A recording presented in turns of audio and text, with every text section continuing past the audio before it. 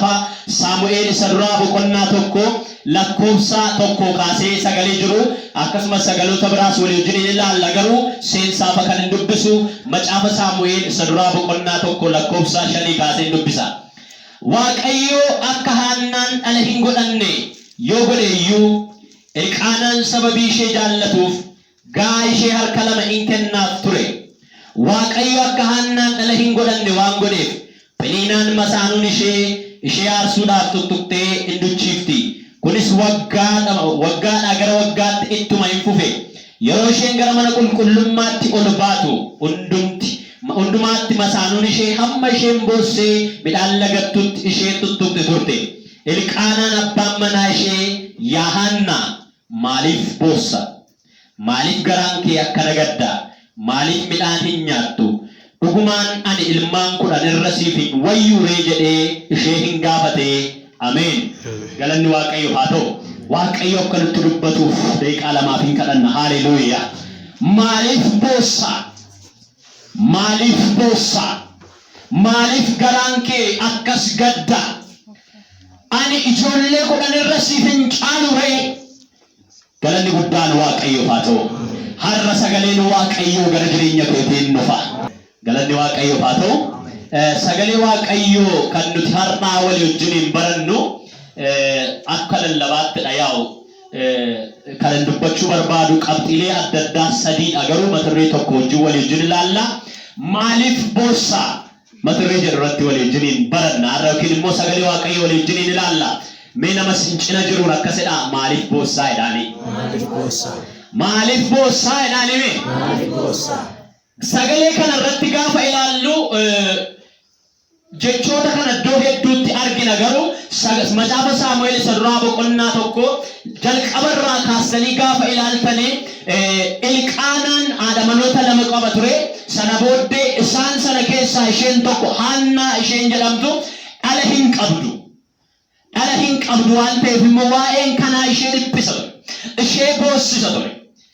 Yeroo hundumaa aarsaa dhiyeessuudhaaf gaafa dhaqan Haannaan garaan ishee gaddaanidha fuula Waaqayyo irratti kan inni dhiyaatu. Sababiin isaa warri kaan ijoollee isaaniifis dabalata aarsaa yeroo dhiyeessan isheen waan ittiin fuula Waaqayyo irratti dhaqxu hin qabdu.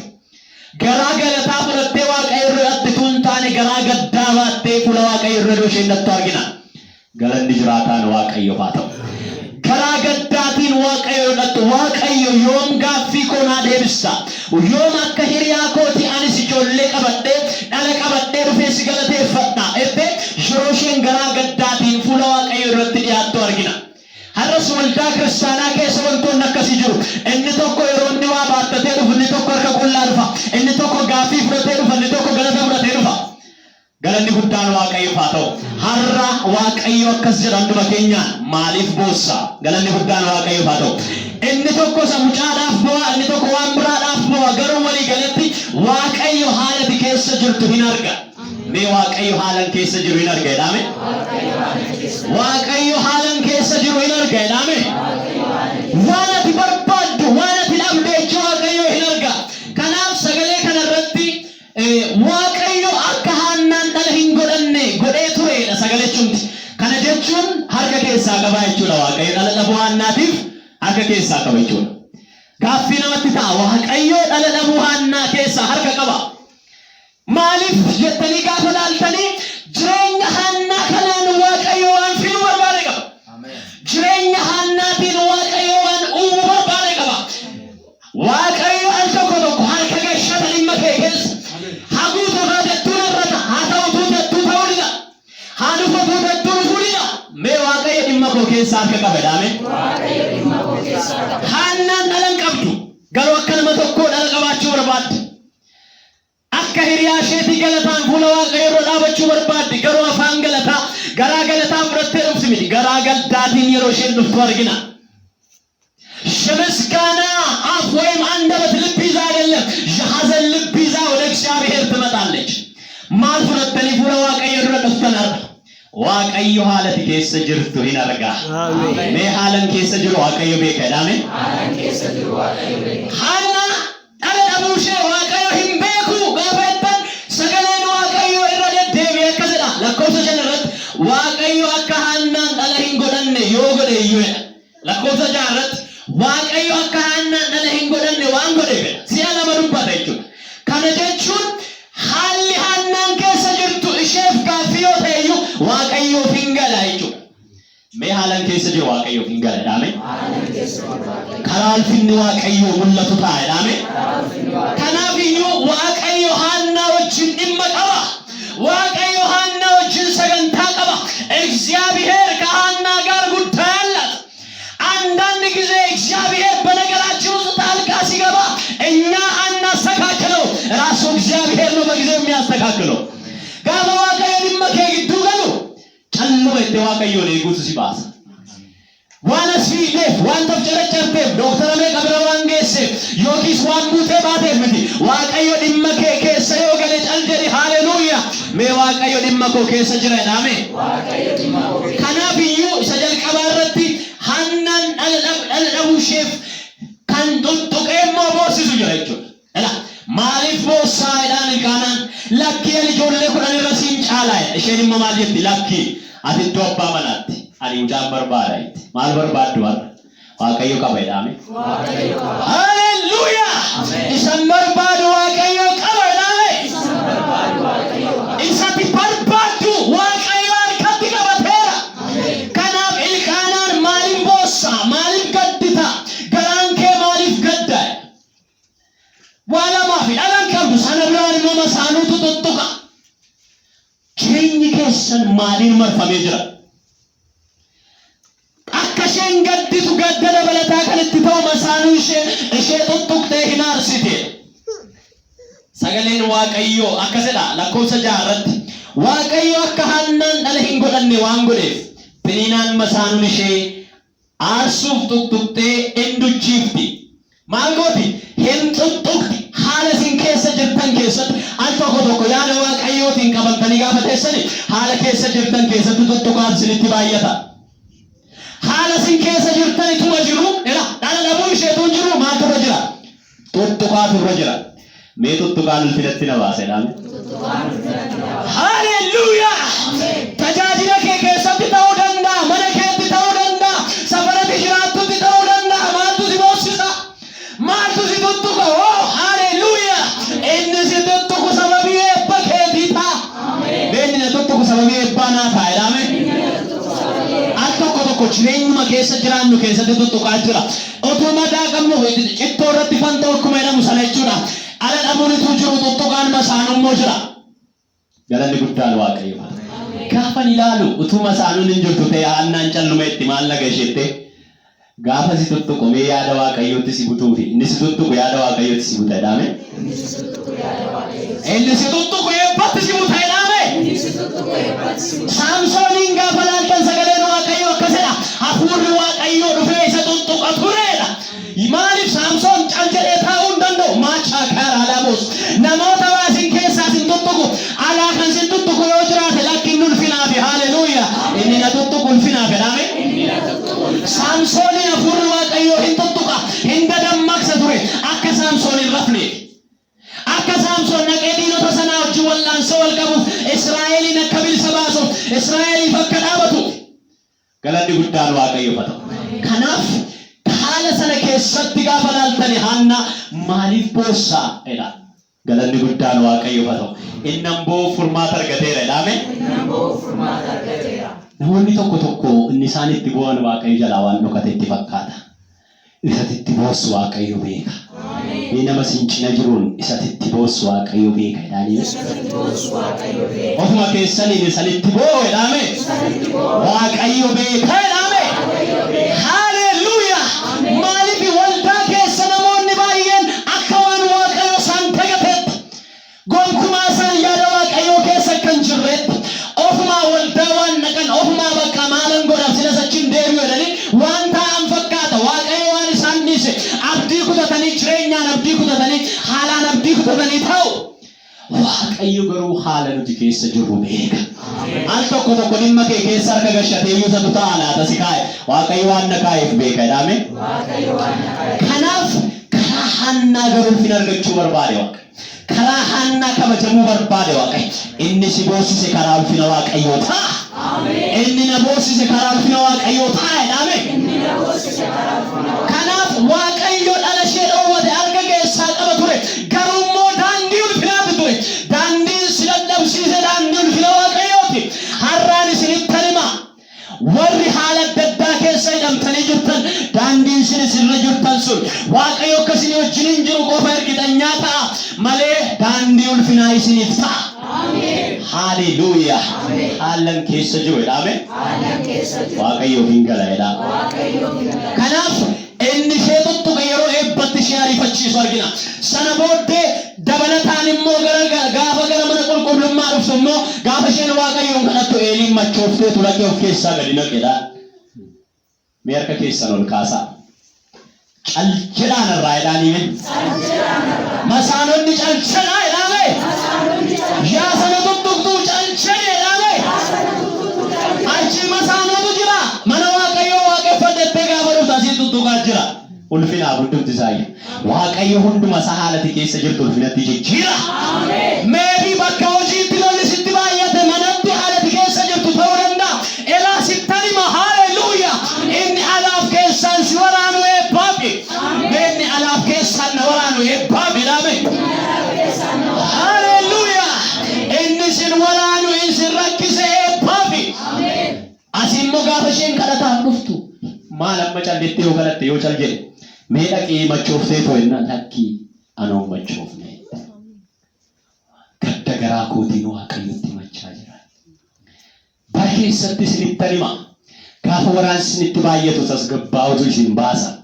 Maal jettati immoo jetteetu ilqaanaa irratti waa dubbatteetti ta'e inni immoo dheekkamsa biraa. Sana booddee maal jedhe beektu lapheetti deebee isatti kadhatte waaqayyo siif haa dhaga'u. Isan kadhatte waaqayyo dhaga'eera jedhame.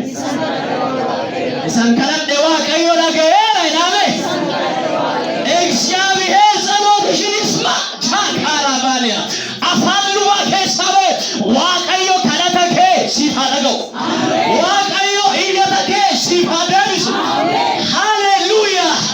Elaa waaqayyo irratti gaafa isin dhiyaattanii waaqayyo isa isin boossise isinitti kenna. Haleluuyaa. Mee waaqayyo irratti dhiyaadha jedhame. Haannaan isa ishee boossisee bala keessan deemne gara mana waaqayyoo dhufte. Mee sana boossisuuf halan deemu jedhame. Gara waaqayyoon dhufa jedhame. Namootni baay'een isa isaan boossisee bala keessatu barbaadanii bananiiru. Maaltu si boossise? Maaltu jireenya kee rakkise? Qabeenyaa, birriidhaa, dhabadhaa. Gara mana waaqayyoo kootu waaqayyo harka furmaanni jira. Dhimma koof waaqayyo harka furmaanni jira jedhame. Dhugaadhaa jira jedhame. Ela Haannaan isa ishee boossisee bala dhatte miti gara mana waaqayyoo dhufte. Galanni jiraataan waaqayyoo haa ta'u. Warra gara waaqayyoo dhufaniif waaqayyo harka guutee kenna. Warra gara isaa dhufaniif waaqayyo harka guutee badhaasa. Mee waaqayyo harka guutee na badhaasa jedhame. Kanaaf iyyuu maaliif boossaa jedhu isa jalqabaa irratti jireenya Haannaa argina.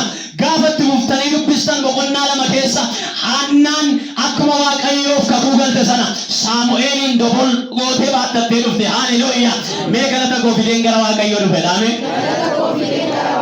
Furmaata fideen gara waaqayyoo dhufe dhaame. Mana waaqaa keessaa silas namatu barbaadama. Ilaalaame. Ilaa waaqayyoo beekaa dhimma Haannaa gidduu gale nama barbaadamutu jira. Iddoo isaarratti ijoolleen Eelii waa baay'ee hojjetaa jiru. Waaqayyo immoo nama qopheessaa jira. Haleluuyaa. Haala si rakkise fakkaatu keessatti waaqayyo waa si keessaan qopheessaa jira. Haala si boossisee keessaan waaqayyo ulfina qopheessa.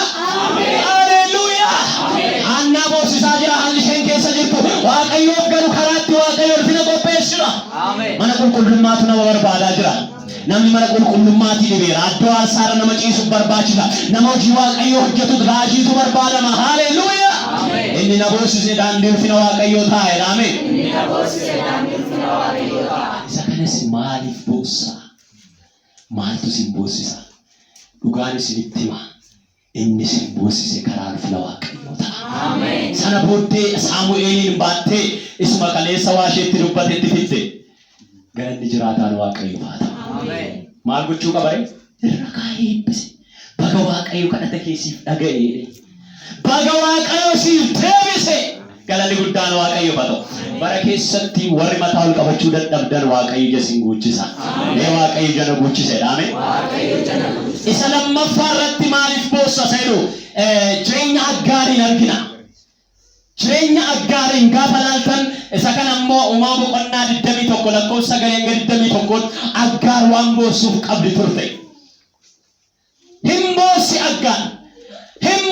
Aggaar mararamtee boossi sagalee ishee ol kaastee boossi bakka kan ishee dhaga'u garuu hin jiru akka isheen ilaaltutti. Waaqayyo sagalee koo dhaga'eera. Ameen. Uumama boqonnaa 21 lakkoofsa 9 hanga 21 irratti argattu. Uumama boqonnaa 21 lakkoofsa 9 hanga 21tti. Ani lakkoofsa 14 kaaseen dubbisa. Abrahaamis ganama bariidhaan ka'ee buddeenaa fi bishaan qalqala tokko Aggaariif kenne. Mucichas gatiittii ishee irra kaa'ee ishee adeemsise. Isheenis achi baatee lafa onaa Bersheebaa keessa injoorte. Yeroo bishaanichi qalqala keessaa dhumetti Aggaar mucicha huuxxii tokko jalatti gatte. Kana booddee hamma darbaa eeboorraa fagaattee fuula isaa dhaqxee teesse. Isheen yommuu mucichi du'u taa'ee ilaalu waan jetteef fuullee isaa teessee sagalee ishee ol fuutee in boosse. Waaqayyo sagalee boo'icha mucichaa in dhaga'e. Ergamaan Waaqayyoos bantii Waaqaa keessaa Aggaariin waame. Aggaar maal taate? Mucichi iddoo jirutti Waaqayyo sagalee isaa dhaga'eera. Hin sodaatin. Ani saba guddaa isa gochuufan jira. Ka'i mucicha ol fuudhi. Harka keetiinis jabeessii qabi. Yommus Waaqayyo ija ishee in baneef. Isheenis boolla bishaanii tokko in argite. Dhaqxees bishaanicha qalqalichatti guuttee mucicha in obaafte. Waaqayyo mucicha wajjin waan tureef inni in guddate. Waaqayyo mucicha wajjin waan tureef inni in guddate. Lafa onaa keessa jiraate.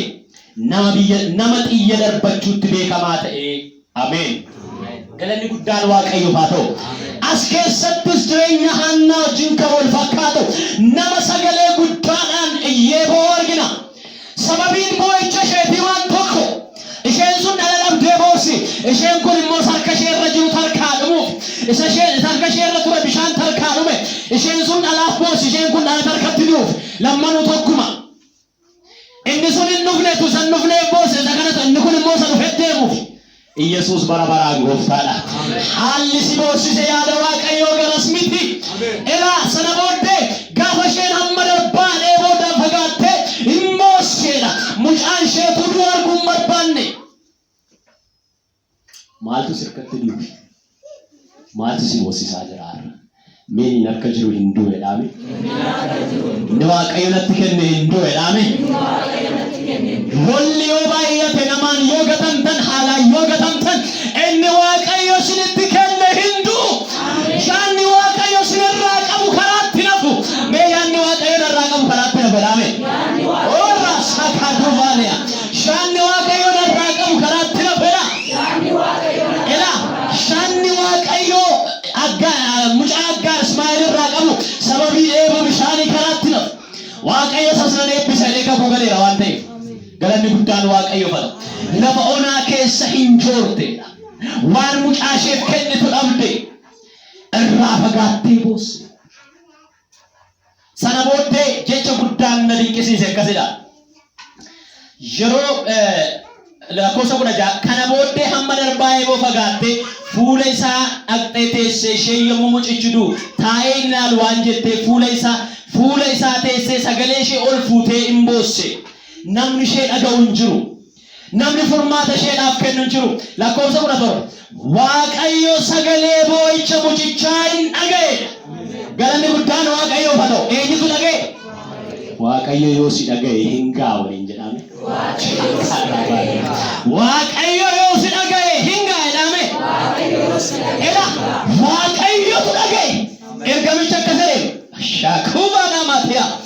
Al tokko nama biraa eegdu gargaarsa. Akka tokko fira biraa eegdu. Akka tokko hiriyaa biraa eegdu hin jiru.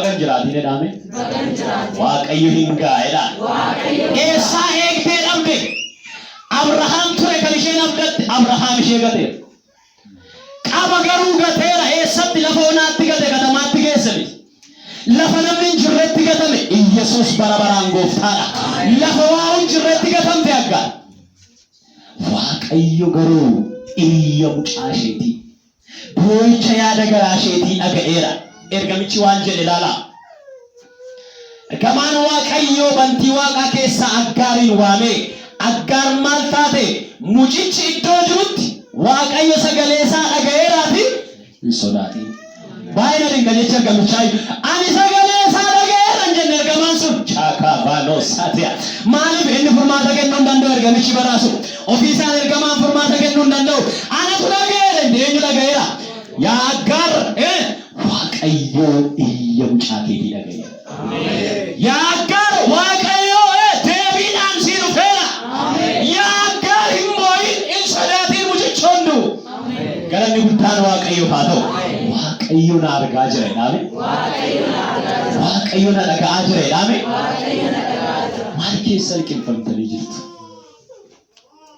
lafa namni hin jirretti lafa firri hin jirretti inni argu ichi waaqayyo lafa onaa keessatti ishee arge dirree dirree jirtu dirree akkamiiti waaqayyo si argaa jira በምን አይነት ሁኔታ ውስጥ ተወጣችሁ ነው ያላችሁ የእግዚአብሔር ዓይን ሃሌሉያ ባላችሁበት ይመለከታል ባላችሁበት ለመልስ ይመጣል ለበድጅርቱ አለዲ ከሰጅርቱ ከሰብጅ waaqayዮ ደቢን ሲኑፋ ሃሌሉያ waaqayዮ ይመሽ ነገራ waaqayዮ ይኮ ነገራ ዳሜ waaqayዮ ናረገራ ዳሜ እንዱ ሙጫንጌ ሙጫካ ቁርቲ ከቁጥር ጅረስ ማይደረስ ንጀል ቀባ waaqayዮ ሰኝ ባይሶ ከኝ በርባዴ ከራሳራ ሳራራ ለለቶ ታይሉ እንኩልስ ይባየታይ እንኩልስ ጀባይንታይ ገለኒ ጉዳን waaqayዮ ፋተው በከይሰት ማቱ ሲምቦሲሳ ጅራ isa simboosni sanji waaqayyo nargine seetanni bakka waaqayyo si dhiiseera gaafa dhuguma waaqayyo na dhiiseera bakka nama naagaleera maala na ofirris bira sin qabu odoo maala sultaanii na gargaaru sin qabu nama hojii injeri innagawe dhaame sa seetanni jedhu innagawe dhaame waaqayyo haalan keessa jiru keessatti na argeera jedha ela haalati keessa jirtu keessatti waaqayyo si argeera seetanni akka waan waaqayyo sitti hin argine akka waan waaqayyo sin beekne mana sarraasi ariyu ebarraasi ariyu kana waaqayyo si gadhiisu gurra keetti waa hedduu labsuu danda'a lakki waaqayyo si argaa jira waajjira keetti si argaa jira kiisii kee duwwaa ta'e argaa jira hidhaati keessa jirtu argaa jira gaaffii kee argaa jira waaqayyo dhugaan siniin jedhe gaaffii keessan haala keessan iji waaqayyo argeera keessaa harka qabasin waaqayyo kanaannaa keessaa waaqayyo harka qaba ture sakal Ismaa'eeliinis gaafa laalle arrayyoo laalleen tura malee waaqayyo karaa tokko waan isheen siin jette godhe dee Abrahaamitti kan hime waaqayyoodha maaliif Ismaa'eel manaa ta'uu keessa yaada waaqayyooti karaa biraa yoo ta'eyyuu galanni guddaan waaqayyoof haa ta'u waaqayyo haalati keessa jirtu keessatti furmaata si godha furmaata siif illee dhufa galanni jiraataan waaqayyoof haa ta'u kanaaf iyyuu jireenya Aggaararraa gurri waaqayyo iyya mucaasheetii dhaga'uusaa lafti onaa ishee marse haalli ishee marse sun gaafa waaqayyootiin ilaalam goru furmaanni keessa jiraachuu isaa argina የከበባት ምድረ በዳን እግዚአብሔር ወደ ፍሬያማነት ቀየረው አጋር ያለችበት ምድረ በዳ ውሃ የሚታሰብበት ምድረ በዳ አይደለም ግን እግዚአብሔር ምድረ በዳውን በበረከት ቀየረው ምድረ በዳው ውስጥ ይሄው አጠገብሽ እኮ ወንዝ አለ አጠገብሽ ውሃ አለ ያንን አጠጭ እላ ለፈውና ሰነዋ ቀየው ማልጎደ ቤቱ ቡቃንጅራ ሚላሌ ፖለ ቢሻኒቱ ጅራ እጀሼ ባለ ሃሌሉያ ሃሊስን ከሰ ጀርተን ሰበብጂ ከሰም በነሙታ ነነገኝ ነንደበላ ሃለት ከሰ ጀርቱ ሰበብጂ ከበነሙታ እቺ ሻይ ከነም ወለፈውና ከሰ ጆራ ቱርቴ በርሼባ ከሰ ጆራ ቱርቴ ገሩ ቡርቃን አርጊነ ገሩ ቦለ አርጊነ ዋቀዮ ጋፋ ገረሼ ለማሩ ውጭ ሸበነኔ ሃሌሉያ ፖለ ቢሻኒ አርጊተ ኢሰሼ በርባች ዞ አርጊተ ወሬ አለ በርባደን ዋቀዮ ከስኒ እንጀላ ማነኮ ከሰ ኤፒኬጅራ ማነኮ ከሰ ፊኒ ኬጅራ ጋዲስ ኮጆሎ ፊኒ ኬጅራ ነገይና ሰይጣን eebbikeessa ulfinni keessa mana waaqayyoo keessa jira. Amen.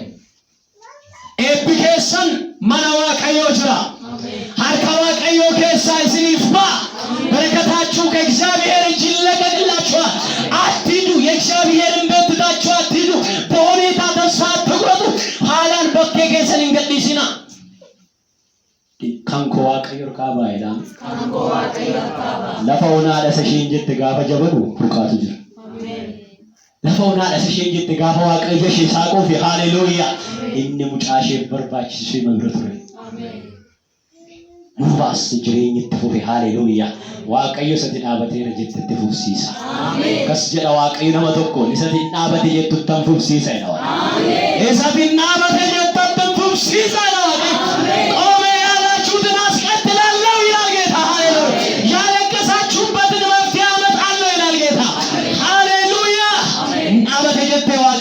Fufsiisa. Haleluuyaa. Shakarabato soprovane. waaqayyo haala sin dhaabsisana. haala sin haasisana. iddoo dhowwateera. sodaatiin jedheen waaqayyo gaarii. sodaatiin. sodaadhu jedhame. እስቲ አስቡ የእግዚአብሔር ንግግር ያሱ በጣም ይገርመኛል። ምድረ በዳ ውስጥ ሆኖ ሰው እንዴት አይፈራም? ምንጭ በሌለበት ሰው እንዴት አይፈራም? ይፈራል። ምግብ የለ፣ ሆቴል የለ፣ ሄዳ የምትበላ ቦታ የለ፣ ወይም ሃይላንድ አገዛም። ግን እግዚአብሔር ምን ይላል? አትፍሪ። ሃሌሉያ። ኤርገሚችን ሶዳቲ ነጋለ። ሃሌሉያ። ዋቀዩ ነው ጅንጅራ እንሶዳዱ። ሃሌሉያ። ዋቀዩ ሲኒው ጅንጅራን ሶዳቲና አሜን። እኔ በስንብረጨው ድዋቲ ሶዳቲ ነው ዋቀዩ ጅንጅራ አይዳ ሜጀራ እንሶዳቲ ነው ዋቀዩ ጅንጅራ አይዳ ናማገላ ጅሩቱ ጅራ ከናብን ጀደ ናማሃላ ነብዩ ተተዱ ጅራ ኤላ ዋቀዩ እንሶዳቲን ሲወጅነን ጅራ አይዳ አሜን። ሃሌሉያ። ጀኛ ከሰጁ ጋይለ ከሰጁ ካንሶዳ ቻጅርተን ካሮርስተኒ ካሮሪ ካንሰር ካባለ እንሶዳቲን ጅራ አይዳ ዋቀዩ አሜን። ለፈሲን አበተን ትብርቃባሳ አሜን። ካላቢናሲያ ለፈሲን አበተን ዘለብርቃጎዳ ዋቀዩ አሜን። ጋፋ ሳለሰ ጩፈኒ በሆቦቲት ደበርሰ ዋቀዩ ጋፋ ጩፋን ባየቱ ዋቀዩ በልበለሰ ጫሉ በናጀ አሜን። ጋፋ ዳም ባየቱ ይከሙ ከቱ ዲያቴ እስራት ሲበዛ አትጨነቁ መፈታታችሁ ቅርብ ነው። አሜን። ኢዳ ስትባየተ ወተ ሃሌሉያ የሮኒ ከሙ ከቱ ዲያቴ አሜን። ሃሌሉያ አሜን። ሀረቲ ሰና አንተ ሙራንጅራ የመጨረሻ ነጥብ ላይ ነኝ። ሀረቲ ሰና ዳኒ ብራ ገለን የሮሳን ዳኒ ብራ ገለን ዋቀዩ ኢየሱስ ክርስቶስ ማልጎሌ deemagar harritti dhufe chaakala beento saparia isaan ko yadiru namni dhimma shee qabu jiru namni gaafa dhimma keessan dhabu yeroo dhufe amen. gaafa waaqayyo dhimma keessan dhabu qabaatu innumti duwwaan gaadha. haleluuyaa. sana booddee waa'ee harratti namni yesuusitti man jiru maal yesuus har'a wayii dhamee rakkachaa jira namni hin jiru garuu yesuus gara shee dhamtee deemaa dhufe gara shee dhamtee qaxxisaa dhufe. haleluuyaa. waaqayyo haalati keessa jirtutti qaxxisaa gara jireenya keetii dhufa. Amen. waaqayyo waan naguuteen ala sinitti naasoo. Amen. Ana garuu hidhaan sitti cimeera yoo ta'e yeroo hiikamuu dhiyoodha. Rakkina sitti ulfaate yoo ta'e eebba kee dhiyaateera. ሃሌሉያ። ብዙ ነገር ማንሳት እንችላለን። ግብፃውያን ላይ ጭነቱን በጨመሩ ቁጥር እግዚአብሔር ሊያወጣቸው ቀኑ እየቀረበ መጣ። ሃሌሉያ። ወረ ግብፅ ጅራተን እስራኤል ረቲ ፈርዖን አሙ ማን ወንጆ ደበላዴሜ ኦቄኒ ቺሱዳን ጦቢዎች ቺሱ አሙ ወንጆን ትባየተ ዋቀዮሞ ማልጎ ለኪ ሂንጋይ። ሃሌሉያ። ጉሻን ሰበኮፍ ዱፌራይ ጉያና ዱፌራይ ዳሜ ጉያና ዱፌራይ ዳሜ የመጨረሻ ሙለተ ዮሐንስ በቆና ሸለኮሰ ተቋንገ ፍሬ በጋፈላልተን ዮሐንስ ቦይሳ አርግና ማሊፍ ቦሳ ለመተረይቴ ለምን ታለቅሳለህ ወይም ታለቅሳለች ነው ይዛችን የመጀመሪያ ሐና በቃ መካን ስለሆነች ስታለቅስ እናያለን። ሁለተኛ ላይ አጋር ልጇ ሊሞት ሲል ተሰቃይታ በጣም ፈርታ ስታለቅስ እናያለን። ሶስተኛ ላይ ዮሐንስ የተዘጋ ማህተም አይቶ ሲያለቅስ ሲደነግጥ እናያለን። እላስ ዮሐንስ ሙለተ ከለለቲን አንዱብሳ በቆናሸን ሙለተ ዮሐንስ በቆናሸን ለኮብስ አፍሪፍ ሸንራ አርገቱ ሙለተ ዮሐንስ በቆናሸን ለኮብስ አፍሪፍ ሸንራ ተወጡ በመሰነ እንባን ሞኤራ አሜን ሞይና ጀነራ ዮሐንስ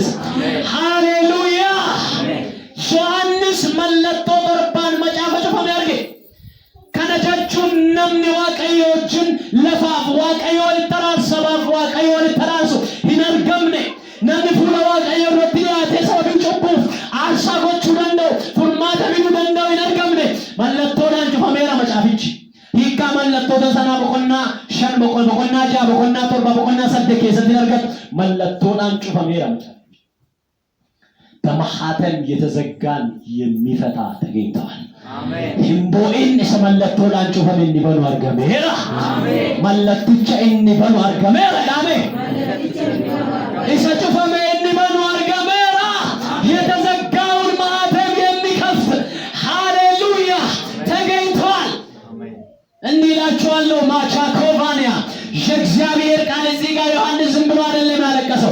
በኃጢአት የታሰረ ትውልድ አለ፣ ግን የሚፈታቸው የለም። በሞት እስራት ውስጥ የገባ ሰው አለ፣ ግን ከሞት የሚያስመልጣቸው የለም። እና ጩቡን አንሰበይ ለመቱ ጅራ ጩቡ ጀላገል ሳምባሱ ጅሩ ዶቱ ሳመር ሴራ ዶ በረበራ ከሰገለ ኒሩ ዶ በረበራና ፍርማተ ካንከኑ እንጅሩ አናቦ ዮሐንስ ገለኒ ጅራታ ነው አቀይፋታ ሰከሌሰ ከሰት ኮፍተኒ ላተኒ ወልቦስ እንጅርቱ ፍሩማኒ ሳርገሜራ አሜን ማርቱ ሲምቦስ ሳራል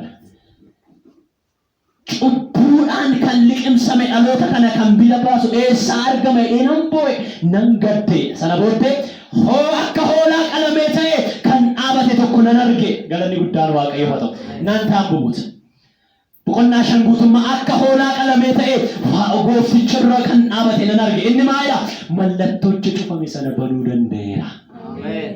በኃጢአት የተዘጋባቸውን መክፈት የሚችል እሱ ተገኝቷል። አሜን። እሰ ጩቡን ትበልበለ ጩፈራ በሉ ከነኖ እሰ ዱት ትጩፈራ በሉ ከነኖ ወረድ በረበራ ጀረገረን ፈይሱ ከነኖ ኢየሱስ ኤረቴራ ሆሊች ዱዱ ከራ ከናቢዩ ኢምቦይ ናንቸሌ ኢምቦ ኤራሜ ኢምቦ ኤራሜ ኢንሲ ቦሲ ዘፎርማት አርገቴራ አሜን።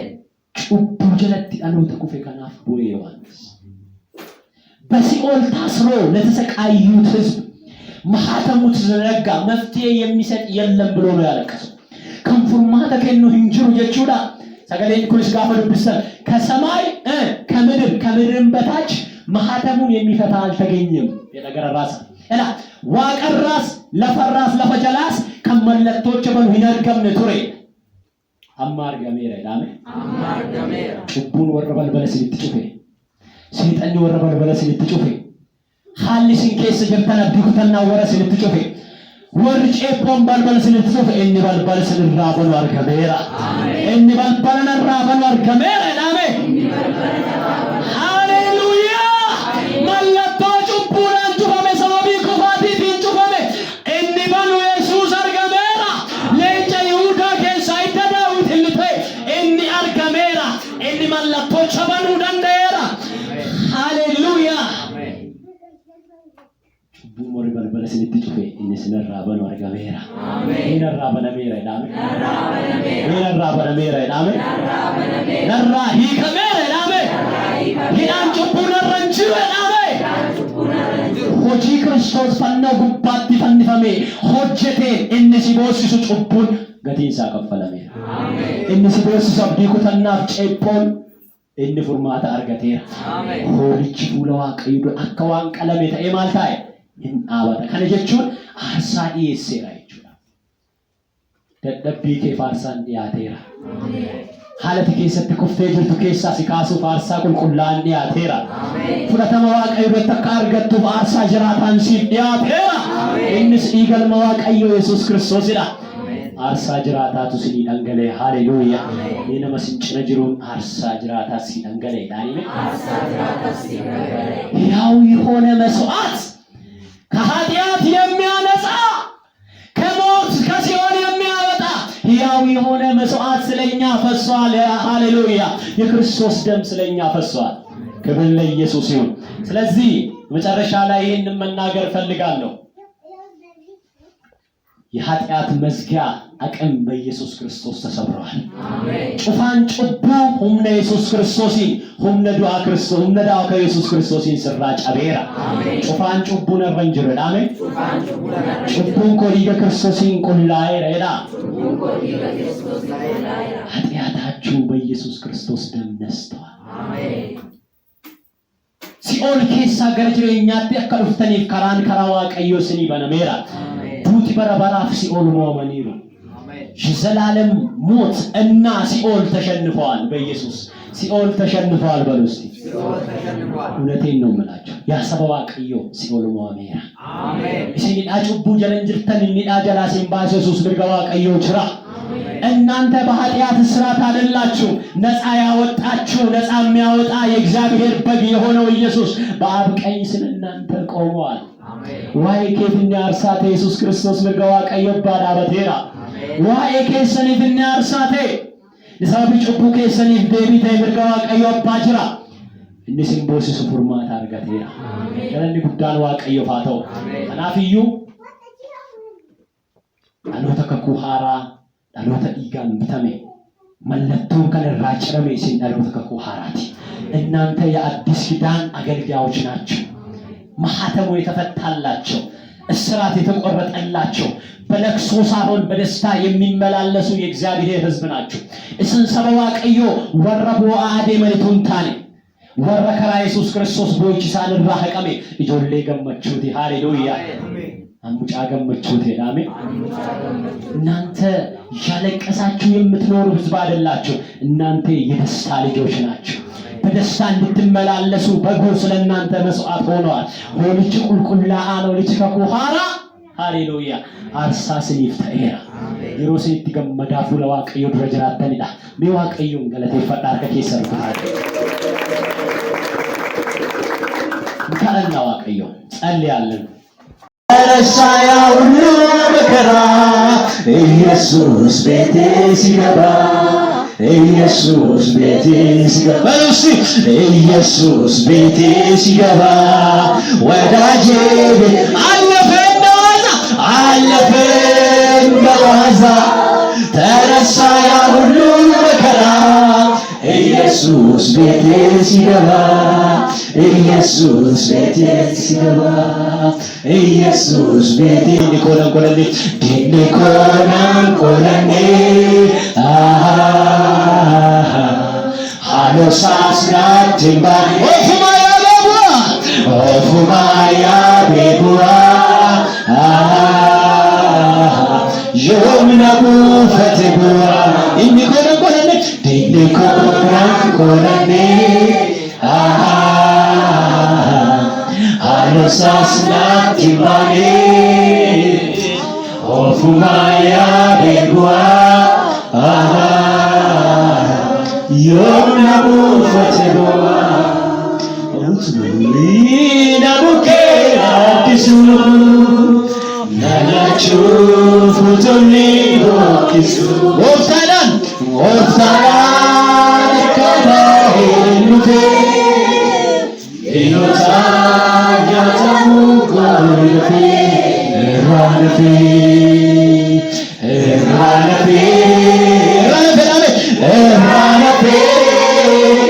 Eranafi Hallelujah Eranafi Ngarasa Annafas Eranafi what is that?